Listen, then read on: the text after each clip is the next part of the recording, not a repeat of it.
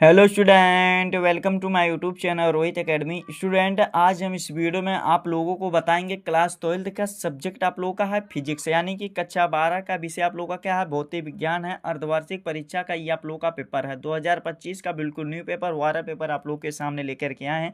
Paper का जो code है, यानी कि जो पेपर का आप लोग का पैटर्न है क्या है, PPHY56 है। ठीक है, इसका जो पूर्णांक दिया गया है संपूर्ण हल के साथ आप लोग को 70 में 70 नंबर बिल्कुल कंप्लीट तरीके से बताएंगे ना, आप लोग को समझाएंगे। बस आप लोग वीडियो के अंत तक बने रहिएगा। आप लोगों की बहुत ही भारी डिमांड थी कि फिजिक्स का पेपर लाइए, उसी के डिमांड पर बहुत सारे कमेंट करके उसी के कमेंट पर ही वीडियो को सोल्यूशन बताया जा रहा है। ये पेपर जो है बिल्कुल न्यू पेपर है, वायरल पेपर है। सभी को स्कूल कॉलेज में सभी डिस्ट्रिक्ट में यहीं से आप लोग का क्वेश्चन पूछा जाएगा। ठीक है, चलिए बिना देरी के अपने क्वेश्चन पर आते हैं।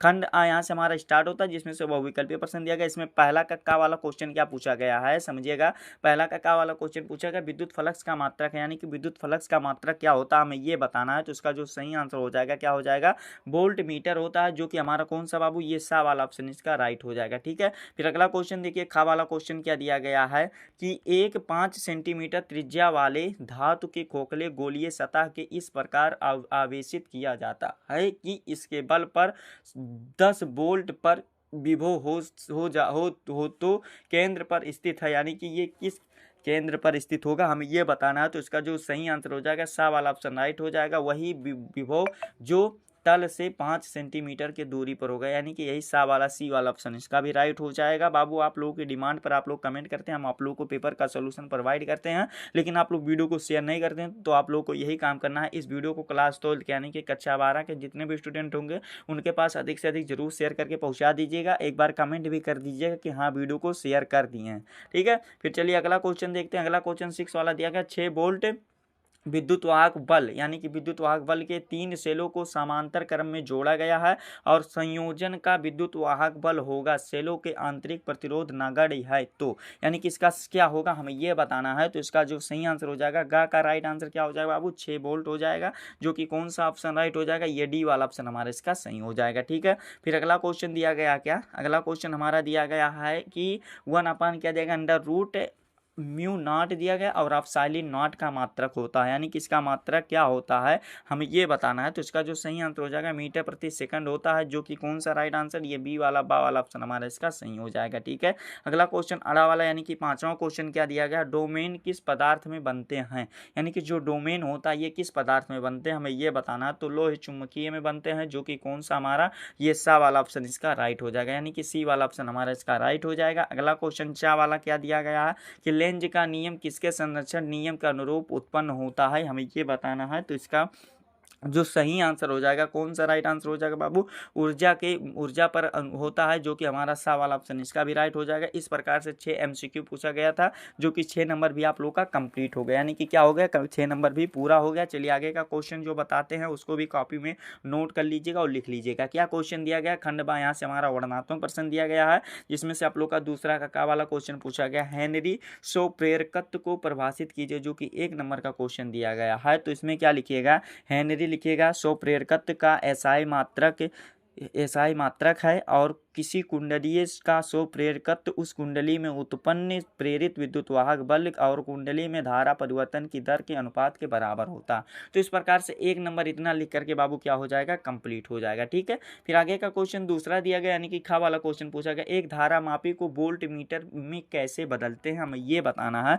तो इसका आंसर क्या लिखेगा, एक धारा मापी को वोल्ट मीटर में बदलने के लिए इसके साथ श्रेणी क्रम, यानी कि सीरीज में एक उच्च प्रतिरोध यानी कि हाई रेसिडेंस जोड़ा जाता है। तो 1 नंबर इसमें भी बाबू कंप्लीट हो जाएगा। फिर अगला क्वेश्चन दिया गया है कि KWH का मान जूल में निकालिए, इसका मान जूल में क्या होगा हमें ये बताना है। तो ये आप लोगों को कमेंट में बताइएगा इसका मान क्या होगा, 1 नंबर का क्वेश्चन है ये वाला, कमेंट में बताइएगा। फिर अगला क्वेश्चन देगा समविभव पृष्ठ से क्या तात्पर्य है, यानी कि समविभव पृष्ठ से क्या तात्पर्य हमें ये बताना है। तो इसका आंसर क्या लिखेगा कि वह पृष्ठ जिसके प्रत्येक बिंदु पर विद्युत विभव का मान समान होता है समविभव पृष्ठ कहलाता है। तो ये वाला भी हमारा लिख करके 1 नंबर कंप्लीट हो जाएगा। फिर अगला क्वेश्चन देखिए क्या दिया गया, इसी में दिया गया अगला क्वेश्चन कि विद्युत फ्लक्स का मात्रक और बीमीय सूत्र नियमित कीजिए, 1 नंबर का क्वेश्चन है। तो इसका आंसर क्या लिखेगा, विद्युत फ्लक्स का जो मात्रक होता है वोल्ट मीटर या न्यूटन मीटर या प्रति कूलाम होता है, ठीक है। और इसका बीमीय जो सूत्र होता है, यानी कि जो इसका बीमीय सूत्र निकलेगा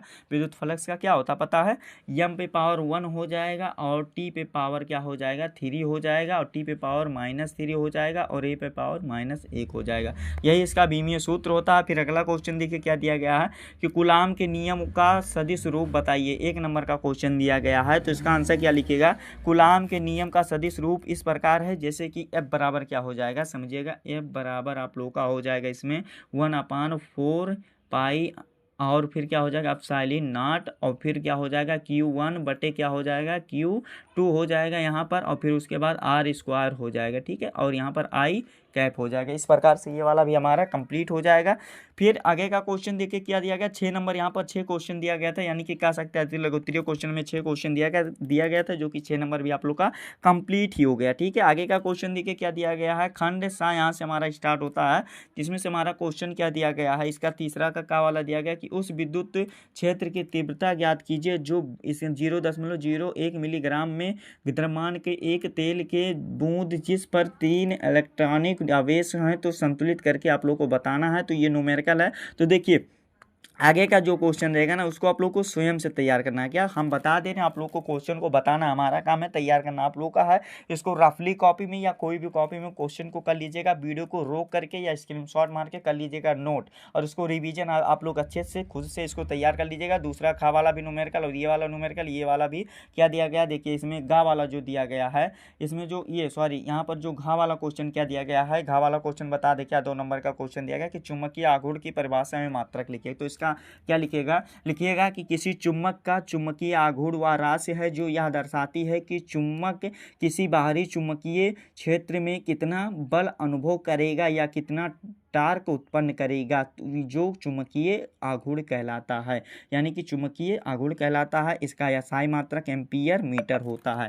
तो इसमें भी बाबू 2 नंबर लिख करके आप लोग का कंप्लीट हो जाएगा। फिर आगे का क्वेश्चन देखिए क्या दिया गया, खंड दा यहाँ से हमारा स्टार्ट होता है, जिसमें से आप लोग का क्या दिया गया है, चौथा का वाला 3 नंबर का क्वेश्चन दिया गया है कि चुंबकीय क्षेत्र रेखाओं के गुणों का उल्लेख कीजिए। तो इसका आंसर लिखिएगा चुंबकीय क्षेत्र रेखाओं के प्रमुख गुण निम्नलिखित हैं। पहला पॉइंट क्या लिखिएगा, पहला पॉइंट इसमें लिखिएगा कि चुंबकीय क्षेत्र रेखाएं उत्तरी ध्रुव से निकलती हैं और दक्षिणी ध्रुव में समाप्त होती हैं, जिससे एक बंद और सतत वक्र बनता है। दूसरा पॉइंट क्या लिखिएगा कि ये रेखाएं एक दूसरे को कभी नहीं काटती हैं, क्योंकि यदि काटती हैं तो उस बिंदु पर चुंबकीय क्षेत्र की 2 दिशाएं होती हैं जो संभव नहीं है। तीसरा पॉइंट आप लोग इसमें लिखिएगा क्या, तीसरा पॉइंट लिखिएगा यही लिखना है कि किसी भी बिंदु पर खींची गई स्पर्श रेखा उस बिंदु को चुंबकीय क्षेत्र की दिशा को दर्शाती है। चौथा पॉइंट लिखिएगा क्या, लास्ट पॉइंट है, चौथा पॉइंट लिखिएगा कि जहां चुंबकीय क्षेत्र रेखाएं सघन होती है वहां चुंबकीय क्षेत्र का प्रबलता अधिक होता है, और जहां वह विरल होती हैं वहां क्या होता है, वहां जहां वो विरल होगी वहां क्या होगा, प्रबलता कम होगा, ठीक है।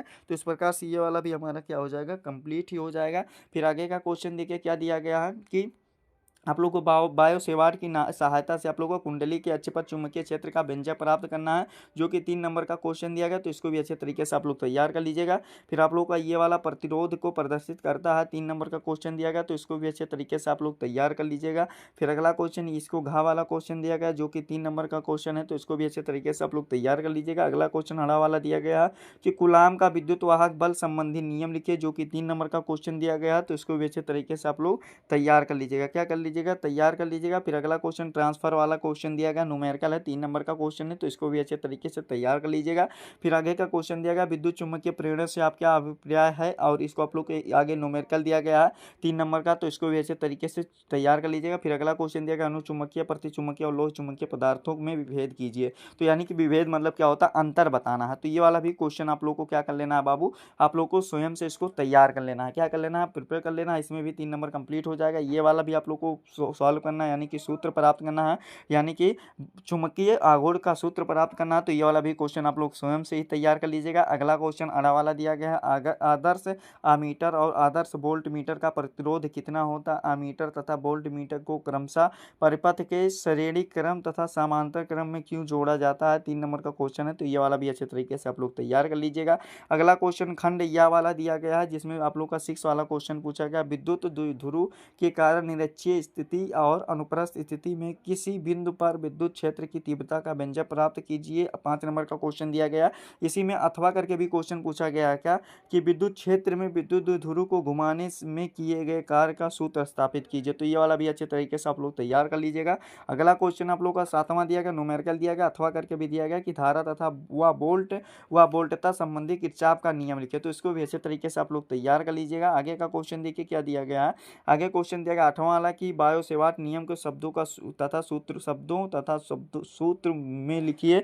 5 नंबर का क्वेश्चन दिया गया, अथवा करके ये वाला क्वेश्चन दिया गया। तो इसको भी अच्छे तरीके से आप लोग प्रिपेयर कर लीजिएगा, यानी कि तैयार कर लीजिएगा।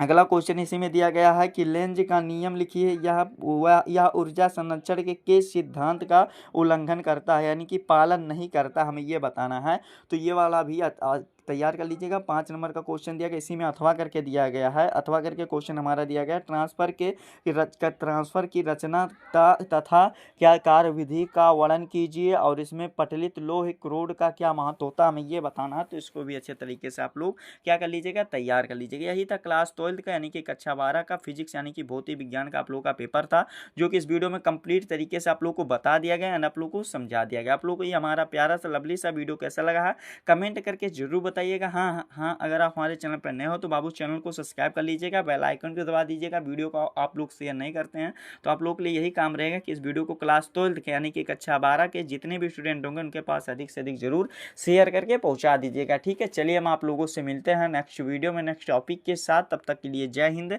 जय भारत, वंदे मातरम।